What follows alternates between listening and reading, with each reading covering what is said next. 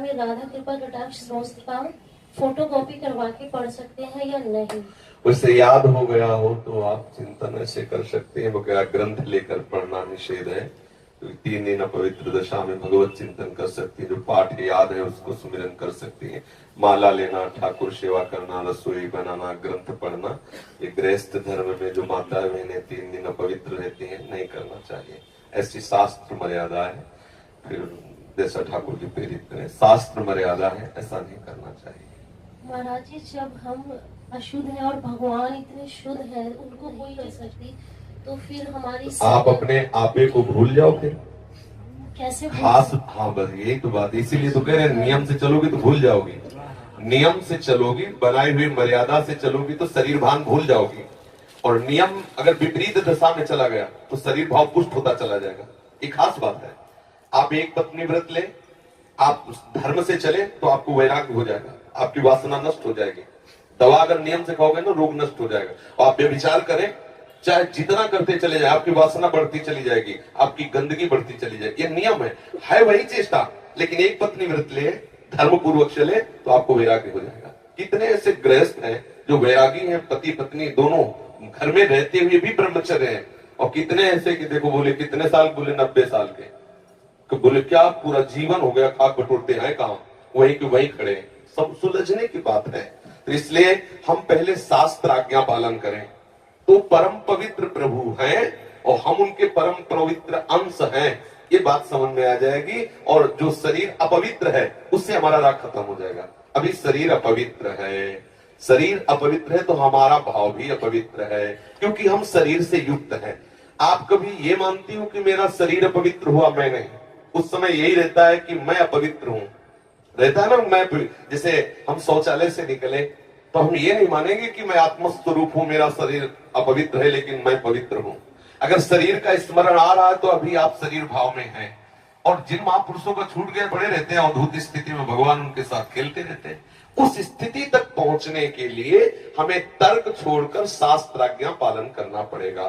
शास्त्र की कृपा से, गुरु आज्ञा की कृपा से वो स्थिति आ जाती है।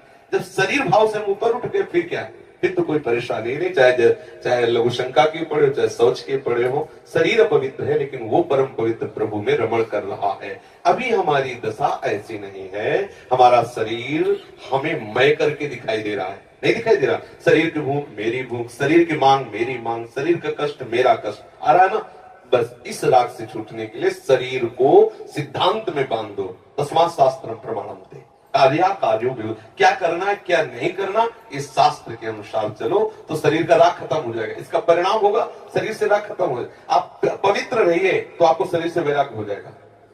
ये खास बात है। शास्त्र की आज्ञा पालन कीजिए तो आपको शरीर संसार से वैराग्य हो जाएगा। और शास्त्र के विरुद्ध चलिए तो आप रागी हो जाएंगे, आप आसक्त हो जाएंगे, ये आपको दंड होगा। शरीर संसार की आसक्ति वही तो आपको जलाती, वही तो आपको जन्म मृत्यु के चक्र में फंसाती है। समझ गए बच्चा? जब हम भगवान के लिए प्रसाद नहीं बना सकते उनको, बच्चा इसीलिए इस शरीर से घृणा करनी है। धिक्कार है ऐसे शरीर को जो प्रिया प्रीतम से तिलक करता है, तभी तो शरीर से राग खत्म होगा। ये अपवित्र शरीर जो हमें प्रभु के सेवा से छुटवा दे, ऐसे शरीर से क्या राग करना। धीरे धीरे शरीर के प्रति हे भाव हो जाए। जन्म मृत्यु जरा व्याधि दुख दोषानुदर्शनम, भगवान ने गीता जी में कहा। शरीर के प्रति हे भाव होने लगता है, क्या मलमूत्र का भांड है, छोड़ो इससे राग। धीरे धीरे धीरे वो अपने स्वरूप में स्थित हो जाए। अभी इतना ममत्व है शरीर में, कोई ऐसे छू ले तो एकदम ऐसा नहीं होता। तुमने हमें कितना अपना मैं पद है।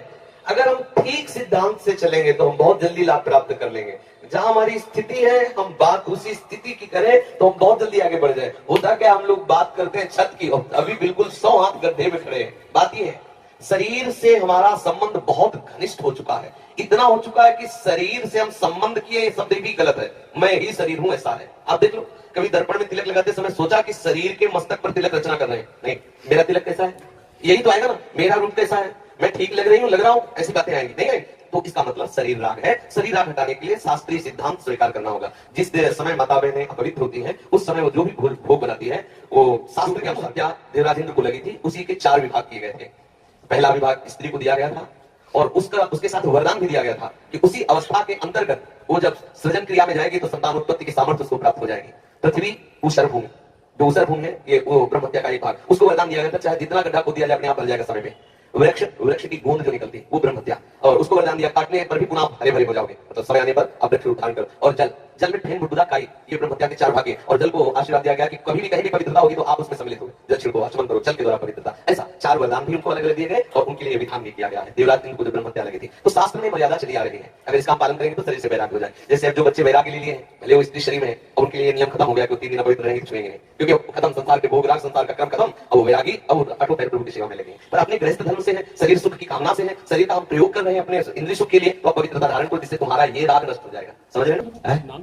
हम बता देते हैं, गृहस्थों को भी कह देते हैं कि आप मंत्र चिंतन भी कर सकते हैं, माला से नहीं, मंत्र चिंतन भी कर सकते हैं। स्नान किया, मंत्र चिंतन कर रहे हैं, भाई अंदर हमारे जो चिंतन हो रहा है, शरीर ही तो पवित्र है, बाहरी चेष्टा नहीं करेंगे। हम मानसिक ठाकुर सेवा भी कर सकते हैं, मानसिक पाठ भी कर सकते हैं। हमें चतुरासी याद है तो हम ग्रंथ नहीं चलेंगे, ऐसे पदगान करेंगे, नाम कीर्तन करेंगे, ये सब हो सकता है। लेकिन प्रगट में जो शरीर द्वारा चेष्टा होनी है, तो फिर उस समय 3 दिनों तक ऐसा शास्त्रीय महापुरुषों का और संतों का आदेश है, तो हमें वैसा पालन करना चाहिए।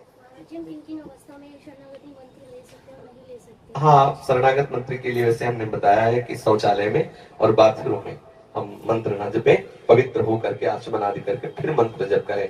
और जैसे हम अपवित्र दशा में जैसे ट्रेन आदि में यात्रा करते हैं, सोच गए उन्हीं कपड़ों से उन्हीं पास, फिर नाम जप करें, मंत्र जप न करें। मंत्र में थोड़ी पवित्रता की आवश्यकता है। नाम जप करें, जब हम पवित्र हो तब मंत्र जप करें। और अगर आप पवित्र हैं तो हर समय फिर जप सकते हैं, केवल शौचालय और लक्षण का छोड़कर। दिनचर्या में जैसे रसोई पकाते हुए घर के काम, बिल्कुल बिल्कुल मंत्र जप सकते हैं। मानसिक हाँ चलते फिरते बिल्कुल बिल्कुल कर सकते हैं, बिल्कुल कर सकते हैं, उत्तम बात है।